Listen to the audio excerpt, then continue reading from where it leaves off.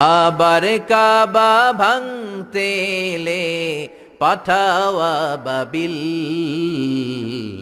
দাও খোদা দাও আমায় আবার উমার দরাজ দিল। সুবহানাল্লাহ বলেন। পৃথিবীর সবচেয়ে ছোট পাখি, সব পাখিগুলো সামনের দিকে উড়ে, এই পাখি সামনে উড়ে, এট দ্য সেম টাইম পেছনে উড়ে। যারা আল্লাহরে খুঁজে পায় না তাদেরকে বলবেন পাখির দিকে তাকাও।